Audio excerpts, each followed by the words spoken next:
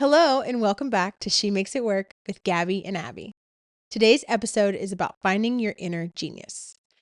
We all have an inner genius hidden inside of us, and today's episode is going to help you find yours. I love this topic. I was first introduced to this specific genius finder this year, actually. Really? Yeah, I was at an offsite and we were fortunate enough to have a change leader working with us on this program. And she was helping to facilitate a leadership meeting that we were in. And her name is Kim Thomas, and she's the founder of the Sacred Crucible. And I really love the work that she does. And she really brings in like a spiritual mindfulness into work, which I really appreciate. And in our team building exercise, she had us all take this quiz, like skills finder type thing, but with your inner genius. And then in the session, we all discussed our working genius. It was at a pivotal point for me, and so it really resonated when I saw my results, and it was also really validating because when she was looking at my results, she's like, "Gabby, I knew exactly what your results were gonna be." She's like, "I totally had it nailed, and you are the top of one of these categories of any leader I've ever worked with, and Oh, I can't wow. wait to tell you what that category is Ooh. because it's really fun." But when Abby and I started this business, I thought it would be really a great tool to bring in for us to work together to get to know how to lean on each other's strengths as partners and also know where not to be spending our time Yeah. in the frustration zone. Oof. Yeah, we'll get into that. But really, what the six working geniuses is a framework. Um, Similar to I've done, gosh, Myers-Briggs, Strengths DISC profile, finders, Strengths Finder. hmm How do you even say it? Enneagram? Enneagram. Enneagram. Done all of those, and those helped, but I didn't really know what to do with those. So what I love about this working genius is that it's a comprehensive framework that boils down to six different types of geniuses that are required for accomplishing any type of endeavor. And each of us has two different types of geniuses that where we find passion and joy, and it really fills our cup. Then we have what's called a frustration zone, which actually drains our cup and keeps us from feeling fulfilled. And it's things we can do, but we really, really don't like doing. There's this middle ground. It's called working competency. And those are things that you can do for a sustained period of time that don't either drain you or fill you up, but that you might be good at because you've had to become good at it to get through. But it's still not something that fills your cup. That's where the working genius really is where it fills your cup and you feel really fulfilled and you're kind of getting that flow and really, shine. And before I get started with my results, which are amazing, I think it's a really good note that while you don't want to spend too much time in the frustration zone, the six working geniuses makes a big point of all of these things are actually required to do work. And so you Right. have to work in your frustration zone a little bit, but it helps you identify where should I be spending the majority of my time in order to be Mhm. fulfilled and not be frustrated.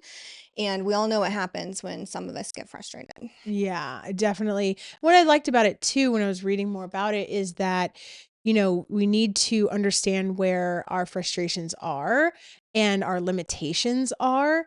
And working in our frustration zone, knowing that we're doing that, then it becomes a choice. I mean, as we say on this show, the power is always in the choice. That's right. And it also makes you not feel bad that you get frustrated at those things. Because I actually have carried a lot of, I wouldn't say shame, because that's not something I'm super familiar with, but I've carried a lot of guilt for the things that frustrate me. And so it's nice to do something like this and realize, oh, okay, that's normal. That's just my style. That just doesn't click with me. Everybody has a frustration zone. It's not just me. Just Mhm. because certain things frustrate me that may Mm. not frustrate other people, it doesn't mean I'm bad or there's anything wrong with me. And I really like that it just tells you everybody falls in these different kind of buckets for themselves and they're all valuable. There's not any that's less valuable. They're all valuable. Right. So whatever you're good at and whatever your frustration zone is, it's all okay. I love that message. And I will go so far as to say that I dealt with shame around why can't I do this thing? Why is this thing so hard? What it doesn't seem as hard for other people, like something that's easy for Gabby, like this is really hard for me. So I would internalize that and I would have shame around it. So figuring out my working genius has really helped take a lot of shame off of, hey, I'm not as good at this thing, or not even as good at it is I don't enjoy this and it It's doesn't just bring not your me, vibe. it's not my vibe at all. And Hmm. I want to do as little there as possible. And as you'll see, like we have some complementary geniuses, which has worked out really nicely for us.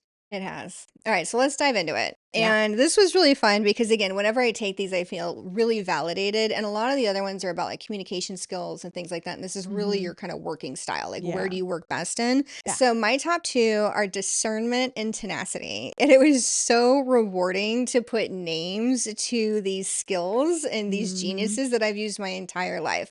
So, discernment is the art of being able to really see to the heart of things Mm. and identify what's core and make really good executive decisions about them. And this is the one where Kim, when we were working on this, she's like, Gabby, I've only worked with you for a few weeks and you are the strongest at discernment of anybody I've ever worked with. Wow, you Yeah, are. thank you. And that really served me well when I was in like a really high stress operational role or when I worked in, the cybersecurity program or in consulting. Like it's just something that served me well. And I've honed through those roles and gotten better at, but it really helps me with that like executive level decision making, right? And Mhm. so it's something where with discernment, you can take in a lot of information. You can immediately filter out what's important and what's less important and know what to base your decisions on. And then you get to decisions much more quickly, and they're decisions you can be confident in, Mhm. right? And so Mhm. when I say it and when you read it, you're like, oh, that is Gabby, Mhm. and that's why so many people come to me for decisions or recommendations or advice because they know I see through to the heart of it and I can tell them the true thing because of that. That's where that comes from. That truth telling comes from the discernment. Yeah. Yeah. That's really interesting. And definitely, I do that all the time. I'm like, Gabby, which one should we do? And she's like, boom, that one. I was like, thank you. I would have spun for a couple of days probably on that decision. And sometimes in my, daily life outside of our amazing work together, I would kind of get frustrated. I'm like, why does everybody always come to me for decisions? You know what I mean? Like decisions for them. But it makes sense because that is my genius. And Yep. people see that. And people are responding to your genius and they're responding to what you're good at. And my second one, tenacity, again, no shock there. I do stuff until it is done. Like I am like a freaking bulldog, right? Yes, you are. Yes, and you know it. Like I will just go over the hill. I will go through the wall. Like I always tell people, we're gonna finish this project if I have to drag you by the hair, kicking and screaming. Like you heard me say that a million times, right? Yes. And that's that tenacity, and it's that determination and that stick to itiveness. And I remember in my first career, I was working with a partner at one of the big four firms, and he told me, he's like, Gabby, this is your strength. He's like, your stick to itiveness will get you so far. He's like, you never give up. And that really resonated with me. I felt seen, but it's so nice to have something core to you like that identified so early and to lean into that strength in your career, Mm-hmm. right? And then the flip side is unfortunately, my frustration zone includes enablement. And I say unfortunately because that's kind of something that you need in leadership is to Mm-hmm. enable other people. What's enablement? So enablement is doing activities that support someone else, right? And so that could be either you're in an administrative function and you enjoy doing administrative functions that support other people, or even when you're a leader and you've got a team, you're doing things that enable your team. And that is genuinely as a leader one of the things I've struggled with where I can do coaching and mentoring with people I'm really connected with or on a small scale, but doing that kind of enablement at a larger scale, or even doing just really detailed training, you know what I mean? People come to Yeah. you for like detailed questions. That is my frustration zone. So even though I love being of service to other people, I don't love being in that enablement role. I think it is very valuable and I think it is very worthy. And that's one of the reasons that I felt so guilty when I realized, Mm. because I've known for years this isn't my strength, but I didn't feel okay with that knowledge until Mm. I did this genius thing because I'm just like, oh, that's just not my genius. And again, I've got so many other things I'm great at. Why do I have to think I have to be great at everything? Like, Ah, can I not set that down now? And yeah. this kind of really felt like it enabled and empowered me to set that down. I don't have to feel bad about that. And I Yeah. can say, hey, that's not my strength. I'll do this for you, but let's both recognize I'm in my frustration zone and I shouldn't spend too much time here because that's not good for anybody. Yeah. Again, you can, but it drains you. Mm-hmm. Yeah. And my other frustration zone genius is wonder. And wonder is like the what if. Well, what if we did this? And what if we did that? And you're laughing. Well, we both know why. But what if we did this? And like, I'm like, oh my goodness. So context is important. So I work with a lot of very strategic executives, and sometimes they're a little pie in the sky. Yeah. So if we're in an ideation meeting, I can do 30 to 60 minutes of wonderful ideation, right? I cannot do that if that is not the context of the meeting. So if we're in a Mhm. planning session and somebody who's high wonder is like, what if we did this? I was literally in an executive steerco like a few months ago, and we were talking about like, hey, here's this specific challenge and here's how we're going to overcome it. And the executive in the room was like, what if we just got rid of all of those 9 core systems? They seem super annoying. What if we just like got rid of them? And we're all like, "Oh my gosh, like, Mhm. great to go put on your executive vision board, but not gonna tactically help me with the decision we need to make today." You know what I mean? Yeah. And it's that kind of stuff where I'm like, "Hey, I'm in that position where I'm here for the discernment." Like, that's what a lot of people are paying Mhm. me for, right? I'm here for the discernment, the tenacity, and you're trying to distract me with the wonder. Right? No, thank you. No, thank you. But yeah, that's my other big frustration zone. Yeah. So I was laughing because one of my working geniuses is actually her working frustration. One of my working geniuses is wonder. I love the big what if, the big potential, looking at something and saying, how can this be better? I love that. I get so much fulfillment from that of taking something that exists already and tweaking it, making it better and taking it the next step. What if we did this? What if we did that? And I do that with people too. I really do. I can look at someone and see the potential inside of them. That's actually how I got into coaching, was looking around at my peers and saying, "Gosh, you don't even see your own potential. I can see it and I want to help you realize it." I literally did this at my last role. There was this woman that was working and she is brilliant, very young, but brilliant. And I saw her and I was like, I'm going to be your mentor because I can see this potential in you and you don't even see it or you don't know how to get through to it. I do. I'm going to help you. And that's why, mentoring is my passion because I can see the potential in people and I can help them realize it. And my other my other genius, and if you know me personally, this is coming as no shock. My other genius is galvanizing. And what galvanizing is inspiring people to take action around ideas, projects, and tasks, really rallying, being that cheerleader. And I'm absolutely that. I am everyone's biggest cheerleader, seeing their potential and really making them believe in their own potential. My frustration zone is one of Gabby's, gosh, what's funny. You don't even want to say it. I know. You hate it so much, I you don't hate even it. want I to talk hate about it. tenacity. I don't even want to talk about it. But tenacity is in my frustration zone, and that is Gabby's working genius. And this is an example of before I knew it was my frustration zone, I felt terrible and I felt like I was failing all over the place. But once I realized it was my frustration zone and it's her working genius, I was able to hand things kind of off to her that she loves doing that really dragged me down and really siphoned my energy away. So that's a good thing about working in teams and knowing each other's working geniuses is when you can rely on the other person of like, oh, you're really good at this. You really derive passion from doing this. Like you can take these things on. That way it's not draining me. It is also fulfilling you at the same time. And that's how like teamwork can really become very a lot more cohesive knowing each other's working styles. My other working frustration is innovation, which I found really interesting. But I actually, once I read it, I was like, oh, ow, that kind of hurt. Like I'm innovative and I am, but not in the way that this describes it. Innovation is deriving joy from creating original and new novel ideas.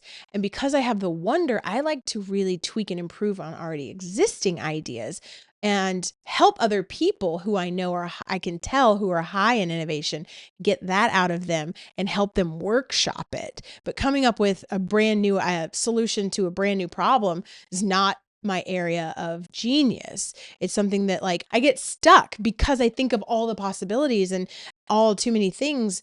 And so just being able to, again, like you said, set that down and not stress about it, knowing that that's not my area of focus, that's not what fills my cup, has been instrumental in unleashing my own potential. Yeah, that's really good. And for me, with innovation, that was in my middle section, Mhm. right? The things you can do, but you don't necessarily derive joy from.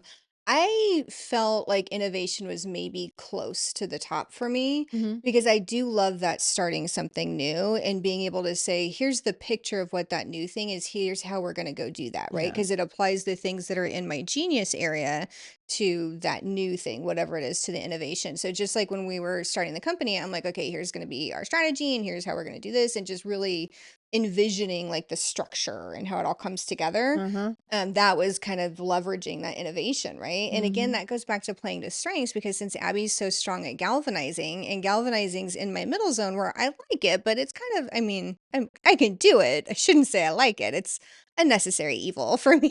And Or it's a reason I get out of bed. yes, and that's why that's so perfect for Abby, Mhm. because, with you in the PR world, that's what gets you out of bed in the morning. It That's what is. you're passionate about. Mhm. And so this is where we're really playing to our strengths. But again, that's why we wanted to bring the six geniuses to each other early on and working together, is so that as we looked at our roles and responsibilities and how we divided up the work, we were able to play to our strengths. Yeah. And when I'm my best self as a leader, and as I've been working with, growing and coaching other leaders, that's when I've done well, is when I've played to their strengths. Yeah. That's really what we should be doing, is amplifying each other's strengths and not trying to coach people into being better at their frustration zones. That and understanding what your frustration zones are and your people on your team, it's also a form of vulnerability, because it's saying, hey, I know I don't like spending time in these things, so I'm not going to pretend that I do. So therefore you're showing up more authentic at work, which is our entire jam. It is, and it's giving yourself permission. Like, Mm. just that, giving yourself permission. Like, it was so freeing a couple months ago when I realized the thing, especially about enablement, right? Because I'd felt bad about that for so long. Mm, And you've heard me say it. I'm like, Abby, that's an enablement thing. That's my frustration zone. I'd like to spend less time there. And it's helped us have conversations in a really positive and constructive way. yeah. It has. Mm-hmm. It's definitely opened up my eyes around, again, dropping that shame, that mask that I felt like I had to wear to be good at everything all the time. And I'm just not. These are just the things that don't bring me joy. It's I like to call this like the Marie Kondo of work. It's Mm-hmm. this does not spark joy. And I feel like if more of us move to the things that spark our joy, we're better at them. We have better outcomes, and we go home more fulfilled and less drained. So we have more to give back to the people in our lives. And if we tie it back to the time management, where I was saying be Marie Kondoing your schedule, it's kind of Mm-hmm. like what you're saying. Like, so if you take the six geniuses and you apply that to where am I spending my time, and give yourself permission to Marie Kondo your activities Mm-hmm. based on your frustration zones and your strengths and what your geniuses are and what they're not, that's a really good way to take control over how you're spending your energy and making sure you're doing the things that fulfill you. And again, that means you're able to show up better as your full self. Now, again, I have to say, of course, this is real life. We have to do some things that are in our Right. frustration zone, and that's fine, but you shouldn't be doing 80% of your work Right. in your frustration zone. That should be a red flag. Yeah. And so I highly recommend that everybody try this, Yeah. because I think it's so important. Because I know so many people who feel like cranky and unfulfilled in their jobs. And I genuinely think part of it is they're just not doing the kind of work that is really sparking their genius. Yeah. 100%. All right, that's it. We hope you enjoyed this episode of the Six Working Geniuses. We definitely recommend you try it. We're going to drop some links down below for the Six Working Geniuses assessment, and also for Kim Thomas's company, The Sacred Crucible, and a couple of the other resources we've mentioned in this episode. So thanks for joining us. Okay, Okay, bye. bye.